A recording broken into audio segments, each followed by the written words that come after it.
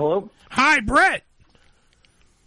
Hey, is this Uncle Eddie? Yes. Hey. How are you, sir? Welcome. Good. How you doing, man? The uncrowned king of reality radio. Okay. Yes. We didn't wake you up, did we? I think we woke him up. Okay. Huh? Huh? No. What the fuck fine. you saying? What? Okay. He's fine. Bret, are you okay? I'm good. How you holding up? Not bad, not bad. I was playing, by the way, off air, but I have it ready. I have it queued up. Fucking Bret, the reason why you're on the show, let me tell you why, because people pitch me comedians all the time. Sure. I literally laughed my ass off at the potty training video. Oh, yeah, that was funny, man. Because hey, thank you. I was gonna say, because I'm that fucked up that I would do that. Well, I tell you the truth, I'm going to do it. It's what family member is there to fuck with, or I don't know if I'm allowed to cut, to mess with their heads. It's amazing. By the way, so the premise, I don't want to do his joke. You know what? Hold on for a minute. Let's play the bit. Because I don't want him, like, I don't want me to be doing his bit.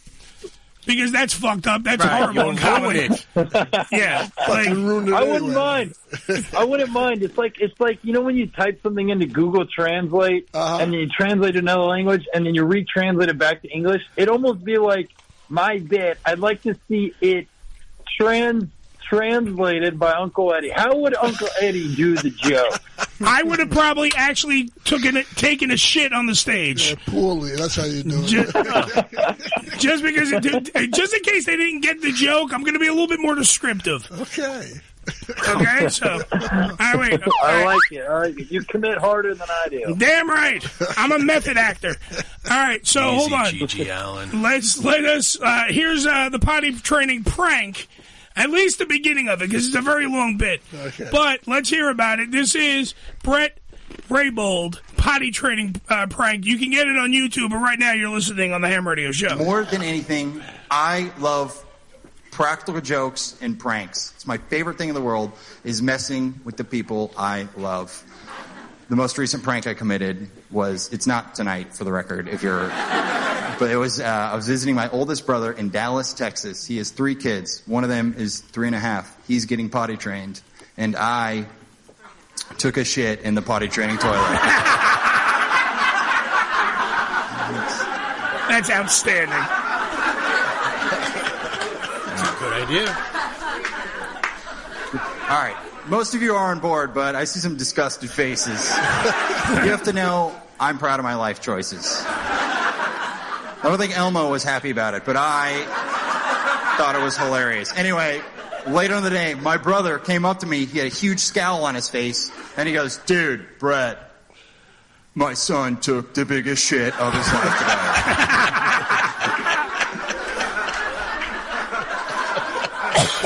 Now, if you're not on board now, just get the fuck out. Honestly, I don't want you here. I didn't even know that was a possibility. It made me so happy to hear, but I had to play it cool, so all I said was, "What?" "How big was it?"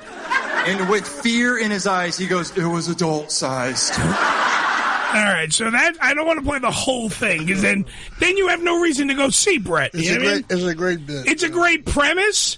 It's a great, and I can honestly believe, Bret, that it fucking happened. Hey, that means I'm doing my job well. Absolutely. You know, details. That means I'm doing the job well. Every bit comes from a true place, and some aspects of the bit are exaggerated, but there is some truth to it. Yeah, I did in fact do that. So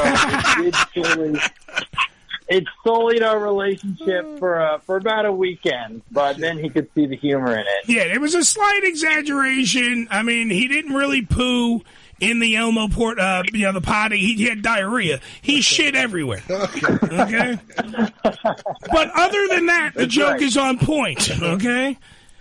Bret, how long have you been doing stand-up, man? Because you have the poise.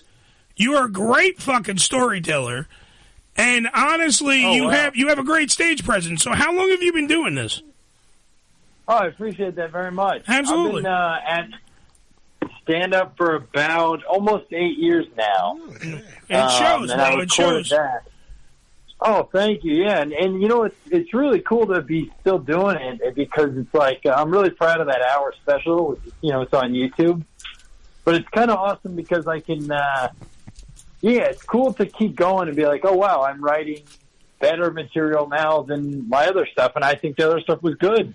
But you just like know your voice better. You know your sense of humor, and you have better stage presence. So stand-up's this endlessly humbling and enlightening thing. I really love it. Well, it's weird, though, because like I was saying before we played it, that was the clip that put me over the top because I literally was like, oh, God, because sometimes when you have a stand-up, sometimes the stand-up thinks that they got to do their act. Like, you know what I mean? Like, they're sitting in the studio and you're like, hey, let me tell you about my mother-in-law.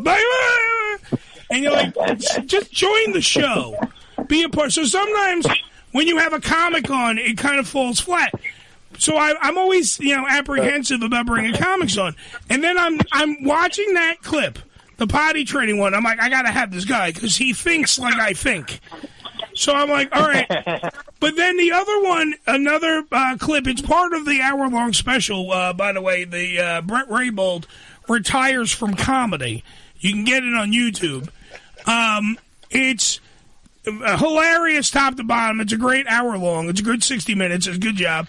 But another one, because I used to work for a French company. So when you do the speaking fake French to the guy at the bar, I damn near almost shit myself. I thought I was the potty. I shit myself in laughter. Because you needed a potty training. Elmo was not pleased. I'm sitting there and I'm watching it and I'm just going, Jesus Christ, I did the same. Like, I would literally mock them, but I wouldn't do it to their faces. You do it to their faces. You got it. Come on. You got to have the balls to do it to them and at them. Well, I was trying to keep my job. What was the company? Stupid me. What was the job? We worked for a radio company that was based out of France, but then came to America. Oh, wow. So the higher ups were very parlez-vous français, oui, pipi, cuckoo. You can't mention their name. Well, no, I got a Goom Radio, but I don't know what fucking Brett knows. I think they're defunct right now. Yeah, that's what I'm saying. I don't know what I don't know. Brent's not going to go, oh, I fucking heard of it. Eddie the Radio Killer. First off, what Brett. Was it? Wait, what was the station? It was a company called Goom Radio. Boom Radio. Goom. Not the sound you made in the potty, not boom. Boom, Goom. Goom with a G. Goom. There you go. There we go. Thanks, Joe. That went everywhere. So anyway, look. They were wrong. Wait, even fucking Joe, by the way, is probably my favorite name of any radio host. Yes, that's fucking Joe. On the internet. Yes, you got a sandwich named effing Joe. Capital E, capital F. Yeah, by the way, if you're ever in New York City and you see the beautiful Taste of Puebla truck, you can actually get the Effin' Joe sandwich. That's right. Which is named after fucking Joe. And we have an Effin' Joe t-shirt. Yes. Wait. Where can I pick up?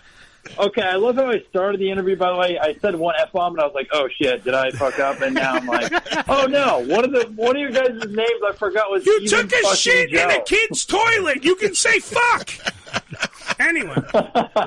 Where is the Taste of Puebla truck going to be soon? It's going to be everywhere, man. Well, we know that. It's all over Manhattan. You just got to follow on Instagram, and we'll post it daily where we're going to be at. All right, so Taste of Puebla NYC, Taste of Puebla NY, Instagram, Twitter, respectively, and then you can eat Joe if you want.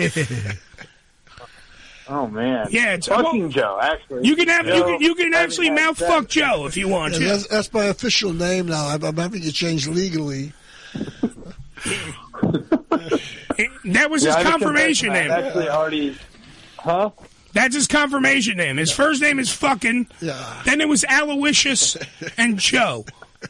I'll be baptized. Oh man! So hey, my confirmation name was bitch ass Bret. So well, nice to meet you. Well, I don't know what religion you grew up in, but Jesus Christ.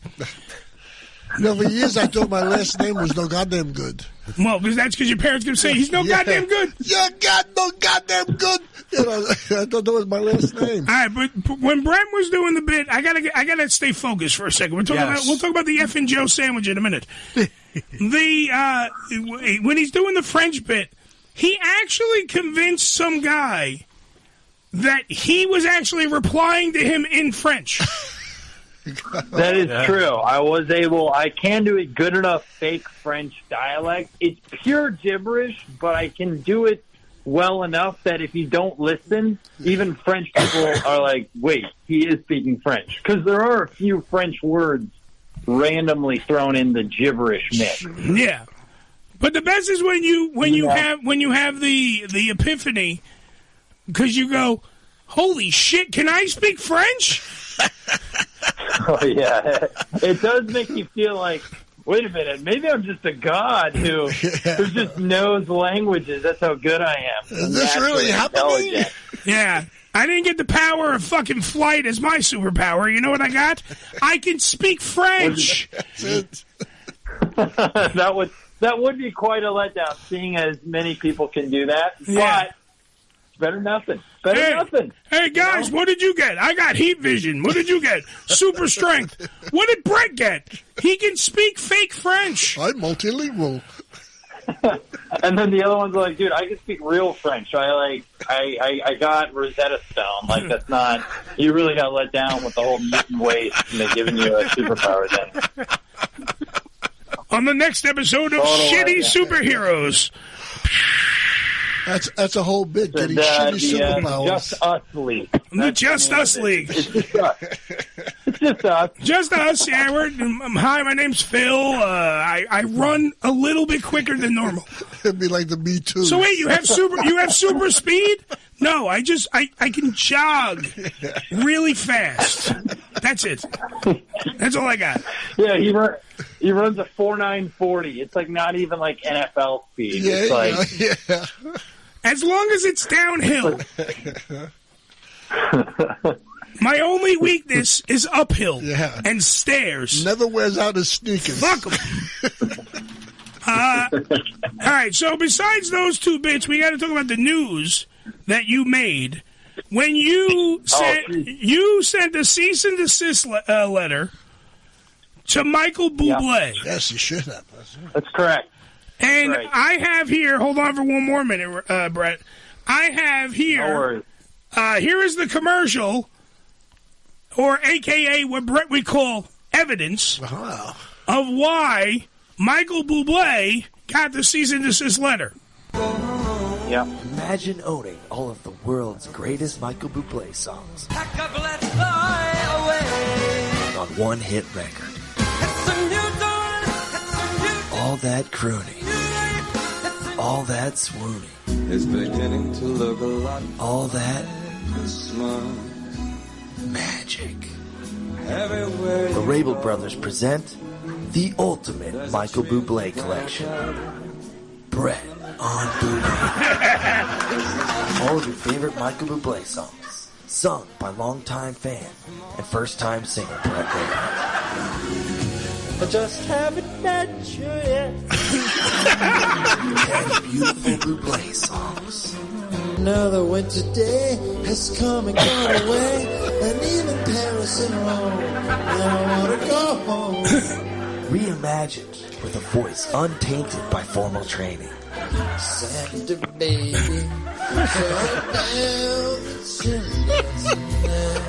all right, so that's classic. That is an outstanding premise. That's classic. Where Bret Raybould is singing Michael Bublé songs, and because he flat out says that he's a first-time singer, correct? They're what we would. That's true. Yeah, Brett. You got cut off. Yeah. First-time singer, but some people are touched with the voice of an angel, and I think that comes through clearly whenever you listen to my track. Oh, I was going to say I was touched, and I listened to your CD, and it was nice. So now, where exactly does the whole cease and desist letter to Michael Bublé start? Right. So this is kind of what happened. As you guys know, I released that jazz album called Bret on Buble. Correct. It was why I retired from comedy, was to pursue a career in jazz singing. I just naturally have one of those voices that's second to none. As one would. Kind of As one, one, yeah. As one would. As one would. You know, it's a once in a generation voice. I got to go after jazz. So I made Bret on Buble. It was a cover album of Michael Bublé songs, which are already covers. So effectively, it was a cover album. Mm-hmm. Now, when I made it, it was meant to be kind of, a tribute and a challenge to Michael Bublé. My way of saying, I respect what you've built, but I'm coming for your throne. And, guys, what happened when I listened to it this year, my label and my label being Sex Sells Records, we had a moment where we listened and we just go, you know what, this is way better than his originals. And so kind of what dawned on me was my versions of the songs were so good that they're now the definitive version. Absolutely. And therefore therefore his versions are covers of mine. So I kind of had no choice but to issue a cease and desist. It felt like there was like a moral imperative to do this. Now, see, that makes total sense. That makes total sense because a lot of the times what happens is people think that they could be as good as you, Bret. And that's the thing. Yeah. Right. He's actually giving a subpar performance. Right. Mr. Bublé is doing that. And then what happens is it cheapens Bret Raybould's performance. Right. I mean, you said it incredibly well. Thank you. Really, I appreciate that. And I've been very forthright about, this isn't about the money. This is about artistic license and people owning their work. That's right. In fact, guys, I can maybe break this news to you. I issued the cease and desist, but that's not the fun. They haven't responded to the cease and desist. Those bastards. It's flagrantly disrespectful. Yeah. And, the law firm I'm working with, which is called the Scales of Justice and Associates. Yes. They're in collaboration with Sex Sells Records.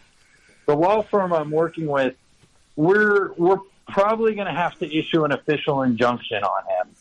Because we gave them 10 days. They didn't respond. We protested outside of Warner Music offices. They didn't respond. And my hands are tied. So, I will be lodging this copyright complaint formally with the Southern District of New York. Well, it's tragic. Because we hear about this all the time in the music business, Billy. Come on. Joe has told us, fucking Joe even, has told us countless stories about how the artist gets screwed in the system. The true artist. Absolutely. Gets screwed. The one with the velvet sex that comes out of his mouth.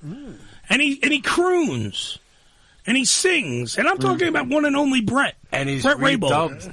The suave one. He has become the suave one. There you go. To all the men and women. Right. Yeah. Big and small, That's doesn't my matter. nickname. The Sinatra of cover tunes. Yes. He is to what Sinatra was to Sinatra singing. That's right. Do you understand? Do you get that? Right. Do you get it? Sinatra was the Jerry Vale. Exactly. The Velvet Fog. You understand? That would melt to a man. Either way, it doesn't matter. Okay. I'm the Velvet Fog now. That's right. You should be in a fog. Send a cease and desist letter to Joe. Okay. God damn it. I'll cease and desist Joe. Yeah. Please do. Okay. I don't want him terminated from the program. I want him to cease and desist. That's what I would like. You put me on your list for next year. Actually, Joe, you can desist and then you can cease. Okay. Because it's a new year. All I have to say is that Michael does not have any Bublés. That's true. That's all I'm saying. Because if he doesn't step up to the lawsuit, if he doesn't step up to the paperwork, and he has no Bublés. Did you see he's selling a soft drink now? Bublés, the bubbles? Or yes. Yeah. Much like him. Did they name the soft drink after him? They or did. He just, the can is modeled after him. It's round and full of gas. Okay. No, I don't know which came first, the chicken or the egg, you know. Well, either way, he ate him. Okay. That motherfucker. That son of a bitch. How dare he? The songbird of our generation, Bret Raybould. That's it. And he's being trampled upon. That's right. Trampled upon. Trampled. It's a grave injustice. It's a grave injustice. I've invited him as a olive branch. I've invited him to record his own version of my album, which, as you know, is Bret on Bublé. I invited him to record Bublé on Bret. I absolutely published it. It's only fair. That sounds good. It's truly only fair. That sounds like a Grammy. You know, Grammy collaboration. I might have to. He has his own seltzer company. I guess I'm going to have to release my own seltzer. Yeah, that's a great Bubbly. idea. I'm going to release Bret on Bubbly. Bret's it's just Bubbles. like all these things. I have no choice. Bret's Bublés. Bret Bubbles. That's nice. Bret. Put in a line of bubble bath. And every time, it's really. Every time you pop the top on Bret's Bubbles, it plays one of his songs. Ooh, what a great idea! That's not bad. And you're. Yeah, and you're bound. If it plays an excerpt from one of my songs, I got to be honest, fellas. There's a 70% chance that you come. Yeah, honestly. I like those odds. I like those odds. At my age, you're not kidding. So if you're a lady, you're probably going to want to grab a towel. I guess if you're a dude, too, you're going to have to clean up. So. Well, I'll tell you right now, it's not just going to be the can that's going to squirt. It's going to be you. Okay. Yeah, it's said very well. Thank you. Said very well. Thank you very much. Little vibrator in the can. Ooh. A vibrator can. That's when you're drinking a soda outside and a bumblebee goes in the can, and you hit. All those bubbles got to be good for something. You know? Yeah, ass raping. It protects you. If you have a bubbly ass, Billy, no one's sticking anything in there. Yeah. Broomstick, penis, dildo, or shiv, you're going to be safe. If you shake the can up really well and then you open it by your balls, Oh, it's nice. It's very refreshing. What's wrong with you guys? What? Oh, like me and Joe are the only ones. Yeah, you've never done that, Bill. Asshole. No. Not in front of our guest, Billy. Show some fucking couth. Okay. The man shit in a kid's potty. Yeah. Would you fucking show some respect? He's also... That's for fuck's sake. I am a dignified guest. Absolutely. He is a musician and an artist. And an entrepreneur. He's released a crypto coin as well. Yes, he has the fucking crypto coins. Oh, what's the value? I don't... That's true. How much is the value? Thank you for asking. So you're welcome. For those listening, I did launch my own cryptocurrency called Bret Coin. Oh, it's making me the world's first publicly traded comedian. Its value currently is at about 18 cents per token, which is roughly 65% gains from our starting price. Not bad. Actually, 80% gains. We started at 10 cents per token. We've had about 92 purchasers. No one has sold. Everyone has held. Hoarding. I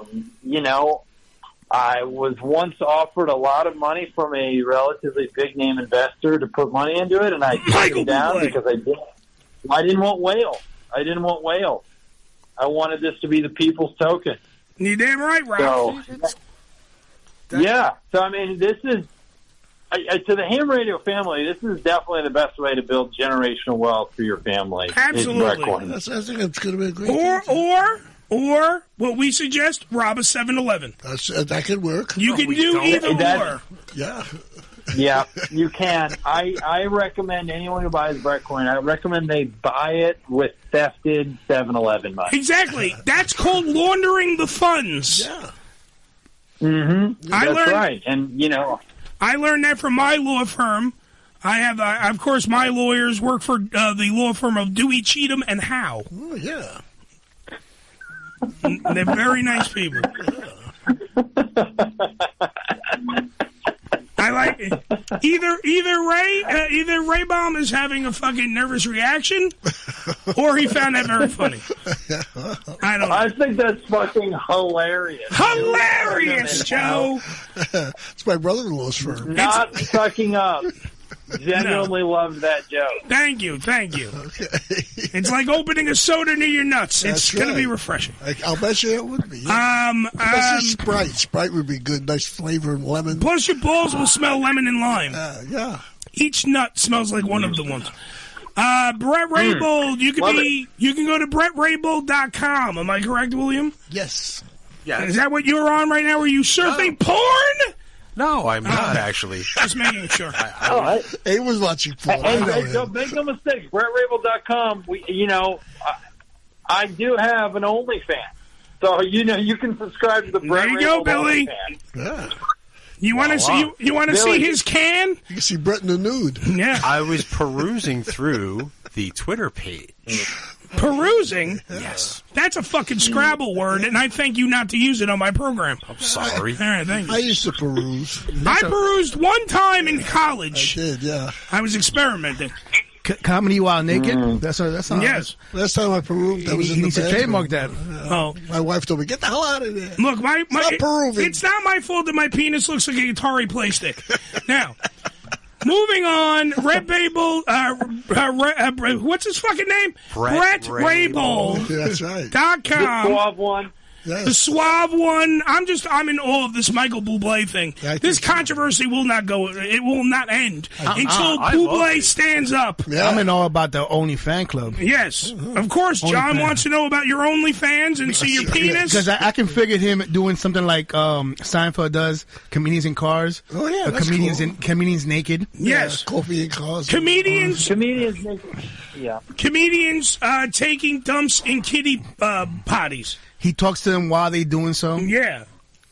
Comedians in stalls that are connected. He talks to kids while they're taking a shit. Yeah, I like that. No, he talks to comedians while they take a shit. Next to a comic, and you're both in stalls and you have a conversation. Yeah. That's a great idea. It's two, and they just sit next to each other. You put microphones in every stall. And you hear Jerry Seinfeld as a guest. And he goes, "What's the deal? We're taking a shit." Yeah. And he just shits. And he passes the TP to him. And Bret, while he's asking the questions, gets the shit noises. You can give a lot of advice, know. Not too much rice, a little more beans. There you go. Okay. Maybe you should try some bran flakes. Yeah. Jerry, you sound a little backed up. I think I am. Yeah. Anybody got any coffee? And then it's sponsored by Scott Tissue. Yeah. Boom! Yeah. But not a square to spare. Oh, the worst brand. Come on. Shut up, they're your sponsor. For Christ's sake. Oh. Bret, what are you doing? Talk about scratch your ass paper. I know.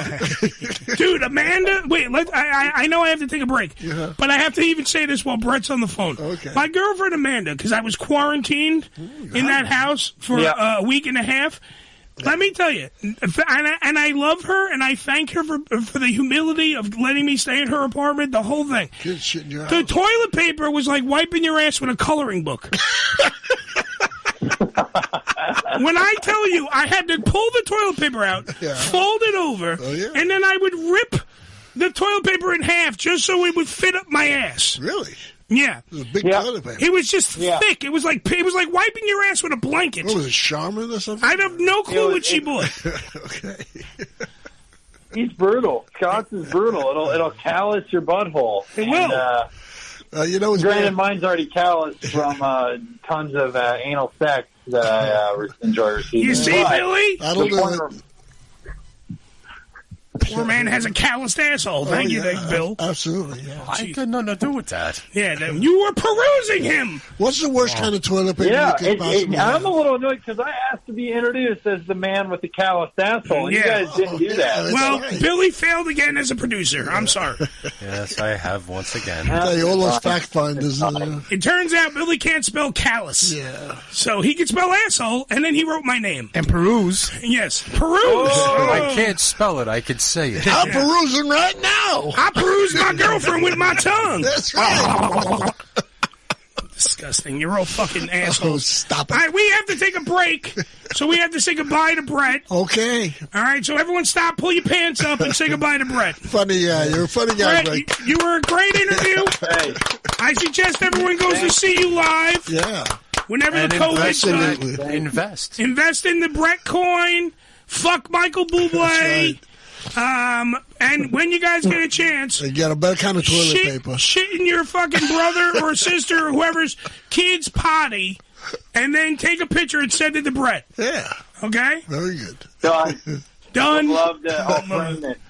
All right. Bret, take care, buddy. Thanks for being on the show, bro. Okay. Thank you guys for having me. Thank you, Uncle Eddie. Billy nicknames the Slickster, and of course, fucking fucking Joe. Fucking Joe. Round of applause for Raybould. Thank you, Bret. Thank you, buddy.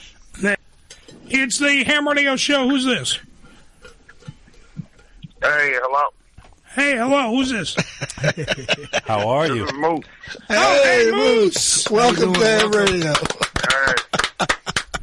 Jesus Christ, we were totally killing fucking time over here. Waiting for you. Like we're just sitting there going, we were totally killing time over here. We're just sitting there going, we were talking about Randy Savage shopping at a Pathmark. Yeah. Oh, okay. Hopefully I don't lose service because I'm actually driving to Orlando from Fort Lauderdale. Wow. So, okay. Yeah, let's do this. All right, man, we're live, so it doesn't matter. If we lose you, we lose you. That's a nice 4-hour trip. This is, by the way, on the phone, Moose, the Impact Wrestling World Heavyweight Champion. Round of applause for Moose. Congratulations. Big win last week. Hard to kill pay-per-view. W. Morrissey and Matt Cardona in the ring at the same time with you, along with Chelsea Green. Exactly. Damn right. Hot mess throwing her 2 cents in. Outstanding match. I have to ask this, Moose. You started out in the NFL. Did you love pro wrestling? Yeah. Did you love pro wrestling? Because you are a real student of the game. Oh, yeah. I mean, I've always been a huge fan of professional wrestling since I was 7, 8, 9 years old. It's something I always wanted to pursue once I was of the right age. But it's just one of those things where I became a football player out of nowhere. Because luckily I was good at it, so. Well, that's I it. couldn't You turn are. down the money I was making to play football, so I had to put the dreams of being a wrestler aside. Yeah, Moose played, by the way, for the Atlanta Falcons, the Patriots, the Rams twice, and the Colts. And then you had a foot injury, right? No, shoulder. Oh, shoulder. Wrong part of the anatomy, but either way. A little off. Well, I mean, he's so big, his feet and his shoulders are all together. He's just a big monster of a man. Okay. But, I mean, you have to, by the way, if you've never seen a picture of Moose, look at the promotional footage that we put up. Moose he's a brick shithouse. The guy is monsters. He's in shape. He's in the gym every day, sculpting that anatomy to look like that. So, I mean, this dude... Yeah, in fact, I'm supposed to be going to the gym tomorrow. I don't know how I'm supposed to do it because I kind of messed up my hip and my butt from that table bump that I took at the pay-per-view. So I'll figure out how to get it done and do it. Yeah. No, I know. I figured. I saw. First of all, congratulations once again. I actually saw the match. I saw the whole entire pay-per-view was awesome, top to bottom. Great showing. What was your favorite match? I'm gonna be honest with you because I'm on the. No. Honestly, like I said, I saw yours was interesting because it was a 3-way dance, and now I'm not kissing ass. Stop kissing Moose's ass. Just seeing you and Morrison together, going at it, two big monsters. It was awesome. I'm not even going to lie to you. My favorite match was the women's X Division, the Ultimate X, not the X Division, the Ultimate X match, because those women had more balls than any man I've ever seen in my life. They were doing, dude, Lady Frost, just by herself, stole the show 9 million times. She climbed up to the top of the scaffolding and did a moonsault at least 20 feet off the air. That was high up. But I had to give it to my girl Tasha Steele. I'll agree with you. My two favorite matches were definitely the women's X Ultimate X match and also the pure wrestling rules match with Gresham and Sabin. Because, I mean, I know about the pure rules. I've never actually witnessed one. So I was just in the back getting ready for my match, and I watched all 18 minutes of theirs, or however how long it was, 15 maybe. And I was just wild how like technical it was, and it was awesome. Great story told, and it was just those two matches was definitely my favorite. Yeah, but I felt like the pay-per-view gave you a little bit of everything. Absolutely, it gave you hardcore. It gave you the exhibition match with Trey with the hot with with Macklin. Oh my God!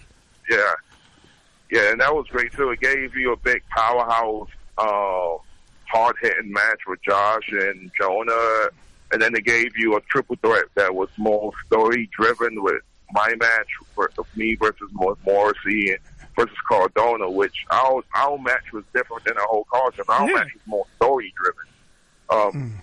Like all the other interviews I did, I was like, to really understand our match, you really have to keep up with the keep up with the story, because, we had to keep up with the story because we did a lot of callbacks to different things that happened on TV, like when Matt Cardona pinned me, and when he hit his girl with the steel chair, we did a lot of callbacks. So absolutely, it was definitely a story-driven match. Moose, it's okay. Hello? It's okay. Moose, can you hear me?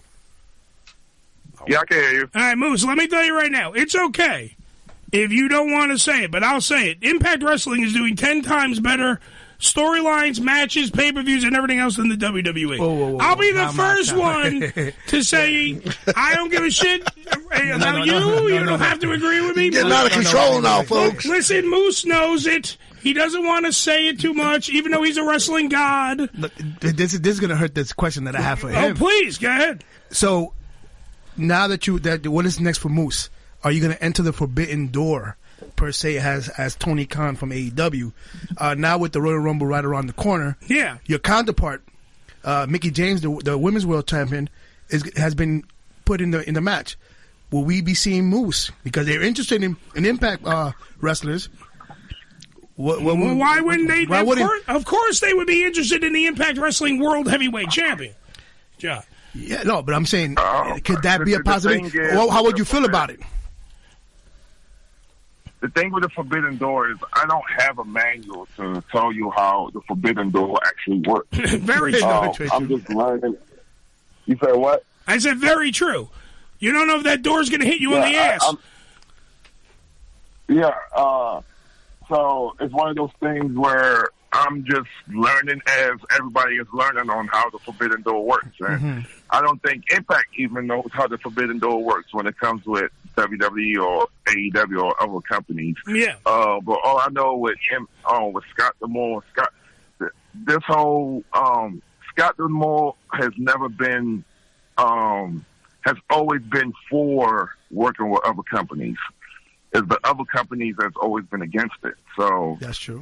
You gotta understand this whole Forbidden Door. I know Tony, he trademarked the term, but it actually started with Impact Wrestling back in the day. We were the first people to have a working relationship with New Japan and AAA and all other companies. So it's something that we've been doing for the longest. It's just that's the thing. Forget about it, you know. But that's the thing about Impact Wrestling, or TNA as it once was called. They actually innovated a lot of stuff that the business now takes for granted. Exactly. Like we've had when I remember when Al Snow used to work for Impact Wrestling, and we had Victoria on, and we were talking back and forth with her, and we were talking about how the females in Impact Wrestling were actually wrestling because they looked at it as like Mexican wrestling or Japanese wrestling. They were actual wrestlers. They weren't just, and pardon the term, TNA. They weren't just tits and ass. They were supposed to go out there and be wrestlers. And now, when you fast forward to Hard to Kill, which was last week, Moose being ever present in the main event, Chelsea Green getting involved, it shows you that they're on par. They're equal. They're just wrestlers going against wrestlers and going out there. For Christ's sake, they have Jordan Grace, who is the digital media champion right now, and she's going to take on all covers. Yeah. Doesn't matter what their genitals are. So it's weird how that Impact Wrestling, they've been around for 20 years now. They're just like Ring of Honor. They've been around for a while. Okay? This company did innovate a lot of stuff that Vince and other places on the other side of those forbidden doors literally have taken for granted. Because let's face it, Moose by himself alone has brought that kind of New Japan style to Impact Wrestling. Strong style. And the strong style, the innovation of his entrance, how he carries himself in the ring, how Moose, at the size that Moose is, uses those ring ropes like trampolines. I don't know how the hell you do that because your body type does not equal athleticism. Yeah, I know he's got that big vertical leap, and I know he's an amazing talent. But to have a guy Moose's size use those ring ropes like they're nothing. He's using it like he's a freaking 20-pound luchador. It's crazy. And that's what makes it laugh. I 100% agree with you. A lot of these things that people are making names for is stuff that Impact innovated. You know, like before Impact Wrestling, the girls division was always looked at more for models, and they had to be divas. It was more sex appeal than wrestling. But Impact changed that with the knockout division 20 years ago. You know, so and then now we just changed the game, like you mentioned, at Hard to Kill with the first ever women's Ultimate X match. Now, guarantee you in the next couple of months, now every other companies are going to be doing something like something similar to it. But it's like Impact always are the innovators of all these special match, and but it is what it is because people who know their history knows the truth and knows the deal. You know, Moose, the perfect example. Impact Wrestling, or TNA at the time, had the Knockouts tag team titles way before the WWE had a, quote, woman's revolution. Impact Wrestling was these were gold-carrying champions in a company that was televised every week. They were doing stuff, your company, because you're Mr. Impact, you are the World Heavyweight Champion. By the way, go to ImpactWrestling.com for further details on everything that is Moose. But Moose, the Impact Wrestling World Heavyweight Champion, is a guy, that's the company that you all should be having your eyeballs on, because that forbidden door that everyone's so jealous of right now started in that company. Tony Khan only opened the other side to let them through. So that's the point of how...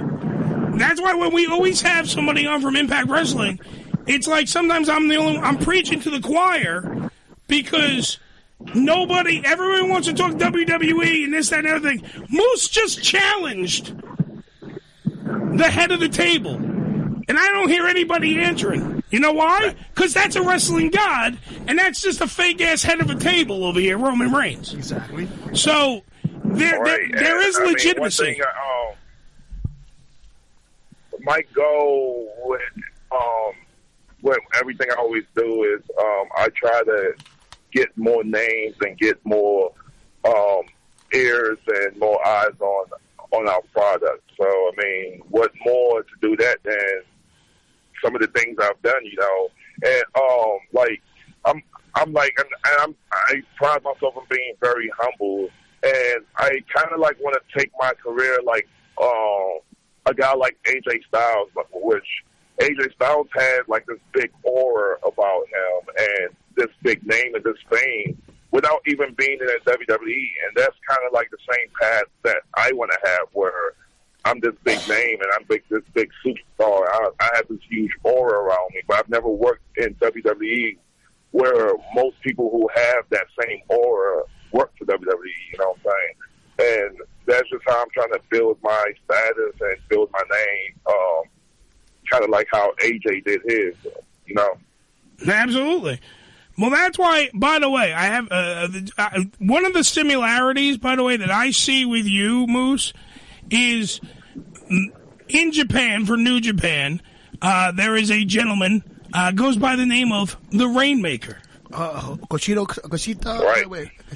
Okada. Okada. Now, Okada and you are very similar. Big fan of it. Yeah. And here's one thing I want to pitch a name for you. Because of your football background.